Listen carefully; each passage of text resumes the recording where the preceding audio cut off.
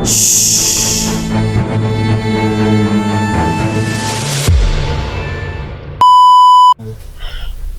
day, another reported bitin, Cobra ato ang respondihan karon dinhi sa balay nila sir. Let's go. Pero yung ulo.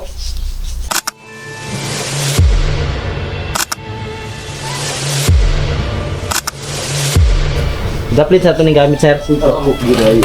Og pag-abot nato sa balay nila sir no, atong makita nga adult cobra, dako-dako na gyud. Mura nagbukton sa bata. Unya kay first time man nato ni karon nga naka-rescue og cobra nya diretso pa gyud perting dakuha sama kadak-a sa bukton sa bata.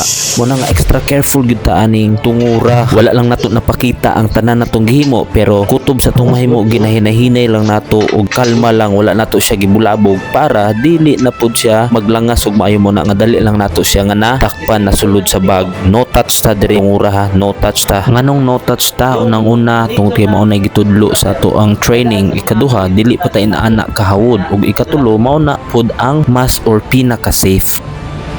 Paguman ato, gidiretso dayon nato og hatod sa DNR office for proper turnover sa wildlife. Gitagaan dayon ta og acknowledgement receipt nga ato ang gi-turnover properly sa ilaha tungod kay sila man ang authorized sa nga turnoveran sa tanang klase sa wildlife. Alright. Og dara sa sir no, taga DNR, nalimot ko sa iyang apelido. Sinsya kayo sir.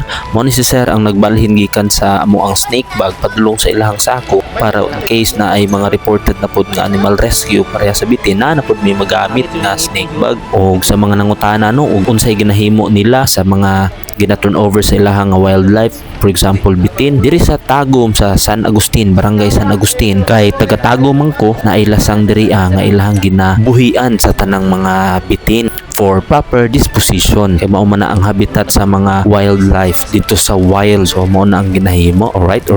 Ug dugang kahibalo in every time na ay mga cobra cases nga to ang i-rescue, SOP gyud nga magamit ta og goggles. So sa tong pagdakop ani nagamit ta og goggles nga naman species ni siya sa spitting cobra nga klase. Tungod kay naa may tulo ka klase nga cobra sa Pilipinas. Kini siya is Naha samarensis or Samar cobra. Kinahanglan gyud ta magamit og goggles tungod kay ang iyang venom sa iyang pag-react usahay mo gawa sa iyang fangs, then delikado kung maadto sa tuang mata. So another additional kahibalo na siya. Alright.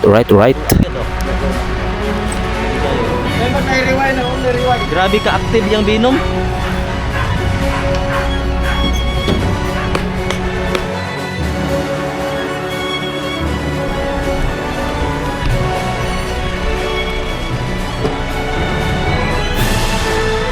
Ug maulang to. Hantod sa sunod. Pael loves you all. Alright.